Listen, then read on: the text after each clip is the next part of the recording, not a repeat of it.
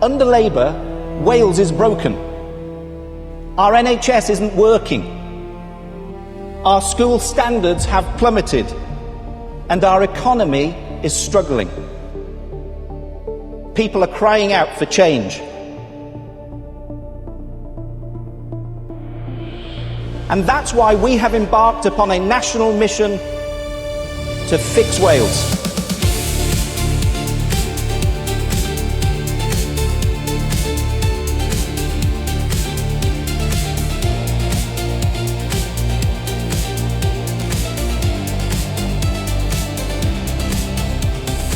You didn't have the guts to call for the resignation of the Prime Minister yesterday. Instead, you bottled it. You sat there in silence, in your bunker, waiting to see what would happen. It is absolutely pathetic.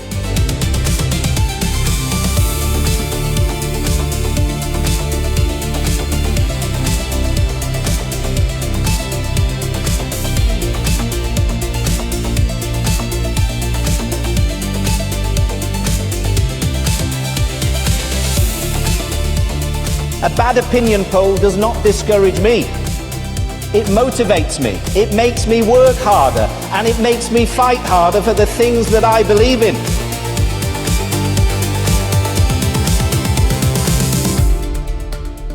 Friends, I want to say a huge personal thank you to each and every one of you, our members and activists, for being here this afternoon, for your energy, for your commitment to the Conservative cause here in Wales, because we are a proud party with a very long history.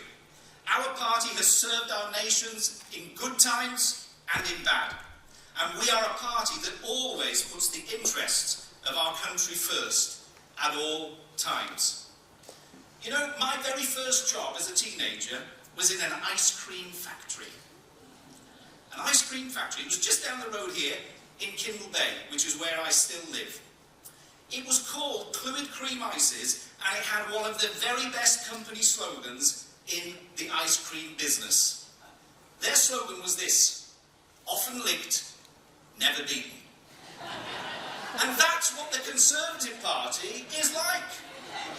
We may suffer the odd setback from time to time. We may have the occasional election loss. We may even have the odd defection. But we will never be beaten. Never, ever. You know, there are those people who would love to write off our party, but they know it's just wishful thinking on their part. And the reason it's wishful thinking, ladies and gentlemen, is because we have a secret weapon. We have a secret weapon that is torpedoing their plans. Her name is Kemi Badenoch.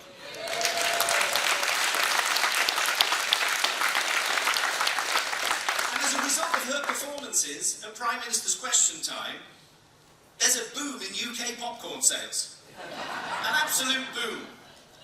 She's the most popular party leader in the whole of the United Kingdom. And under her leadership, our party, I know, is in very safe hands, and it's going from strength to strength. And that gives me great hope, and it gives me great optimism as we approach these very important Senate elections in May. Now, we all know we have a battle on our hands. But the truth of the matter is this: where people believe that the Conservative Party has the chance and opportunity to win an election, they vote for us.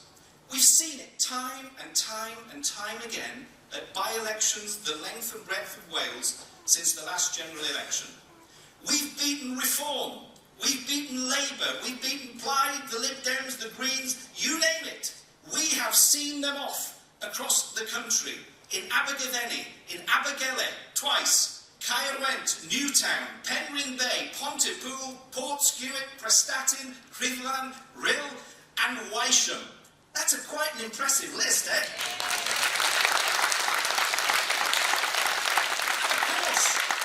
And of course, Plaid Cymru and Reform are desperately trying to present the next Senate election in Wales as a binary choice. But they're being dishonest with the Welsh public. And it is our job to educate people across Wales that the claims of reform and the claims of Plaid Cymru in that regard are absolutely false. Because in May, under the new Senedd proportional representation voting system, with 6 members of the Senedd in every super constituency, there's no point in protest votes, and there's no point in placing a tactical vote, because the public will get exactly what they vote for. And the choice is simple. If they want more of the same, they can vote for the pantomime horse that is Labour and Plaid Cymru.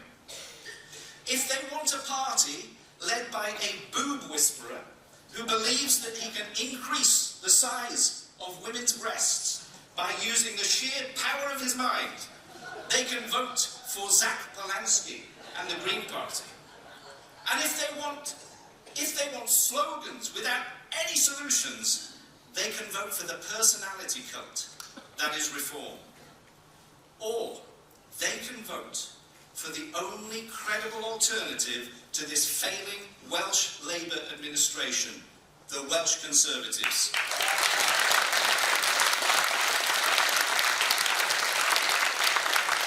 So that is what we are fighting for. Every single vote in every single part of this country. And there has never been so much at stake. Because after 27 years of Labour rule, Wales is broken.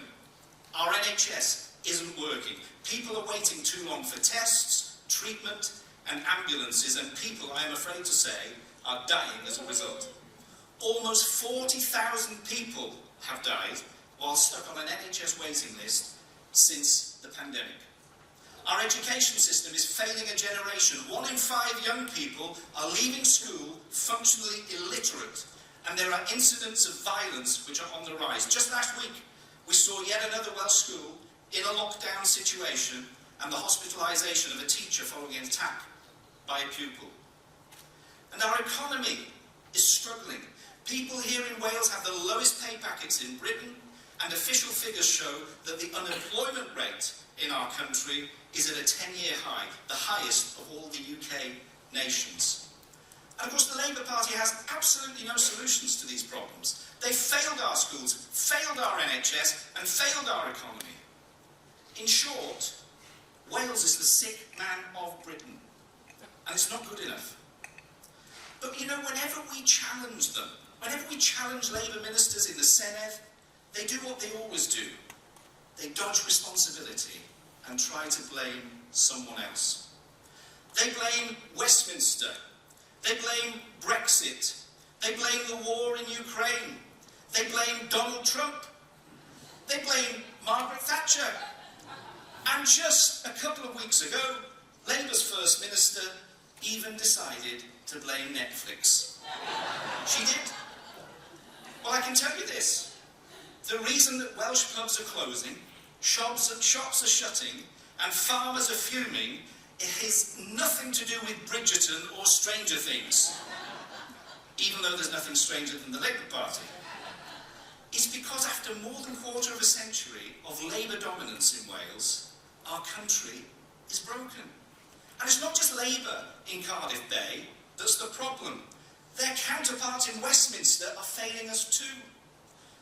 When the UK Labour government was elected back in July 2024, we were told that things were going to be different.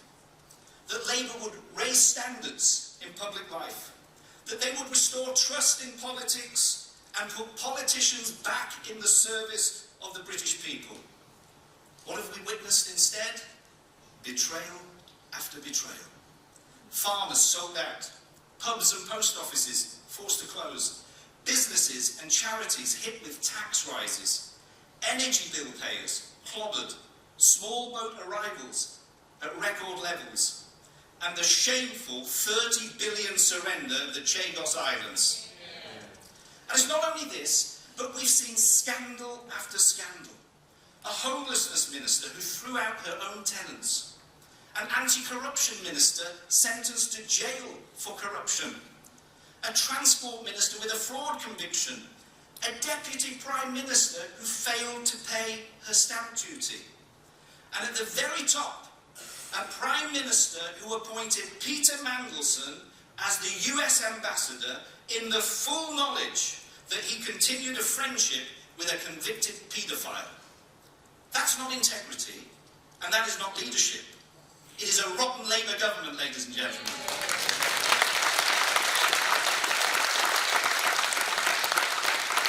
And it's no wonder, is it? It's no wonder that lifelong Labour supporters are turning from them in their droves. But Plaid Cymru, Reform and the Greens, they're not the answer to our country's ills. Plaid are desperately trying to portray themselves as an alternative to Labour. But we all know that the truth is that they've been helping to keep Labour in power for years. They've served with Labour in a coalition. They signed up to a cooperation agreement with the Labour government. And they've done deals with Labour to pass dreadful budgets and appalling legislation. Ladies and gentlemen, Labour and Plaid are two cheeks of the same miserable face. That's what they are.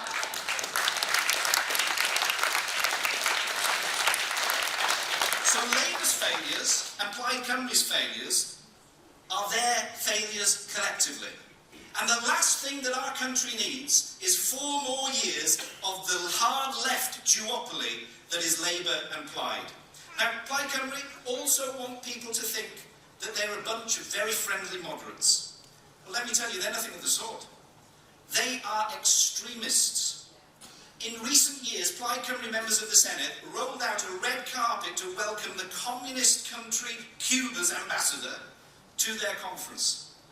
Remember, some Cubans have been fighting against the Ukrainians on the Russian side in the war in Ukraine.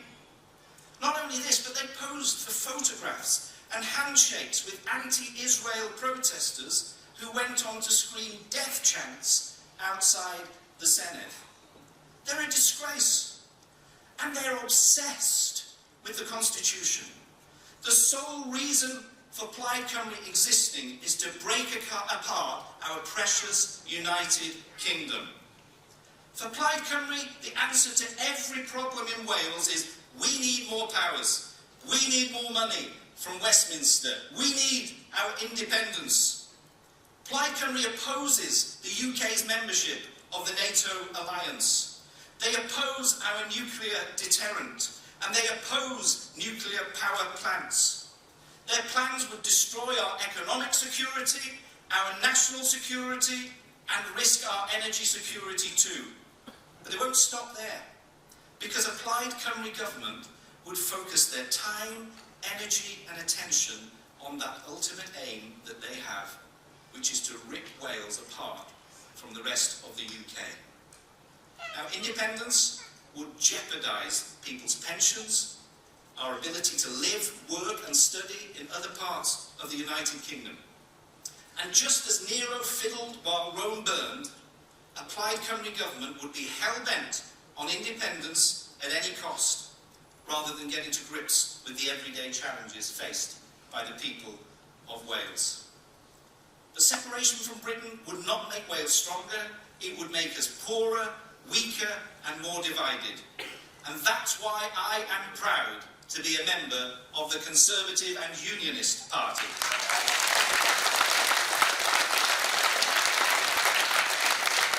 A party that believes that Wales is stronger in the United Kingdom and that the United Kingdom is stronger because Wales is part of it. Now, let me turn to reform and say something to those people who may be tempted to vote for reform. Look, I understand it. You're angry. You feel let down. You feel ignored. You feel as though the system has stopped working for you and your family and your loved ones. You're concerned about illegal immigration. So am I. You're concerned about the cost of net zero and the implications for you and your family. I share your views. You're concerned about woke identity politics. I am too. But here's the problem with reform. Reform love to wag their fingers and identify problems, but they offer no credible solutions whatsoever.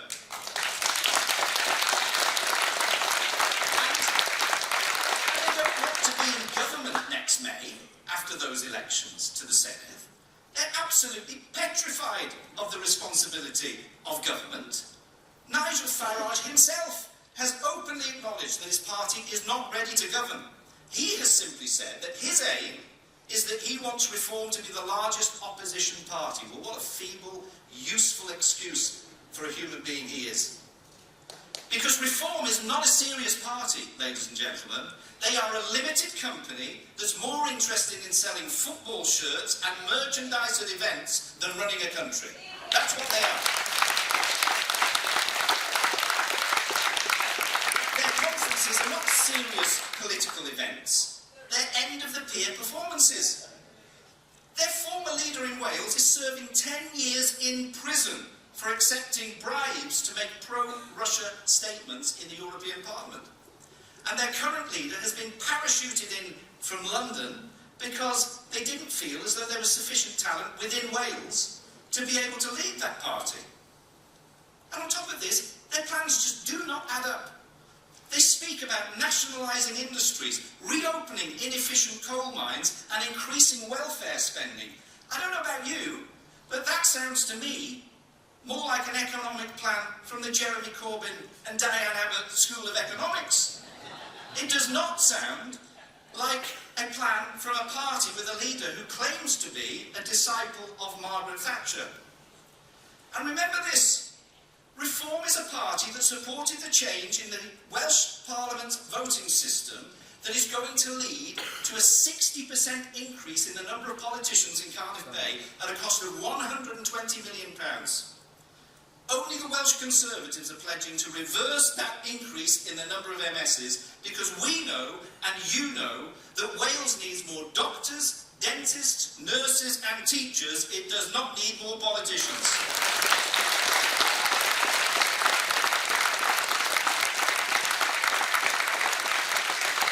And let me tell you this, insomniacs, comedians, and people obsessed with being celebrities will not fix our country. Absolutely not. Fixing our country will take serious people who are ready to roll up their sleeves and have practical solutions to the problems that people face. And that is precisely what the Welsh Conservatives have to offer for people in May. Now, I often get asked, will you do a deal with Reform, or will you do a deal with Plaid Cymru after the elections in May? Well, I want to answer that question very, very clearly today. The only deal that I'm interested in is a deal with the people of Wales. If you vote Welsh Conservative, you will get Welsh Conservative representatives. And the more Welsh Conservative representatives that are elected to the Senedd, the more of our policies we will be able to implement. Every single Conservative MS elected to the Senedd will focus on the delivery of our agenda for tax cuts, cutting waste, investing in our public services and making sure that the government works for you. We will be wedded to our Conservative values because we are the only party that prioritises the economy. We're the only party that is focused on making Wales a more prosperous nation. We trust people to make decisions for themselves, and that is unashamedly. We're a party that is unashamedly pro-freedom, pro-choice, pro-personal responsibility, pro-our armed forces, pro-the family, home ownership and wealth creation. We've already announced a raft of credible and fully costed positive policies in our plan to fix Wales and get Wales working. Things that people in Wales can vote for next May. We've got a plan to reduce waiting lists in our NHS by declaring a health emergency, to put more money into the hard-working pockets of people across this country by cutting income tax by a penny in the pound, a plan to help working families with an extended free childcare offer and grandparents getting paid to look after their grandchildren, to scrap stamp duty to help people onto the housing ladder and to move up and down it and get our economy motoring, and to scrap business rates for small firms. And you know, we want to get Wales moving again. That's why we're going to ditch those completely unnecessary 20-mile-an-hour default speed limits. And we'll invest in our roads, We'll improve educational outcomes by introducing academic rigour and stamping out violence and bad behaviour in our schools. We'll boost the agriculture budget and adopt a food security first approach to the farming industry here in Wales. And we will honour our heroes by ending veteran homelessness and investing in our hospice movement. And we'll stop all of the wasteful spending that is frittering away millions and millions of pounds every single year of hard-earned money that taxpayers put into the pot. What does that mean? Well, we will freeze the pay of public sector fat cats. We will scrap the network of mini embassies overseas that the Welsh Government has in exotic locations. We will axe the completely unnecessary nation of sanctuary plan, and we will stop pouring money away on solar-powered canoes in the Amazon and gender-neutral tree planting in Uganda, whatever on earth that is.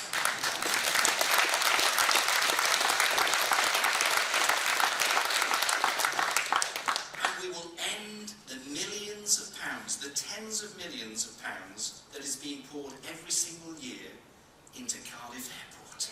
What a waste of money. Because, ladies and gentlemen, we are ready and we are determined to deliver the positive change that Wales so desperately needs. So my message to voters is this: if you share our values, if you like our policies, if you support what we say, then vote for the Welsh Conservatives in May to fix Wales and get Wales working. Thank you.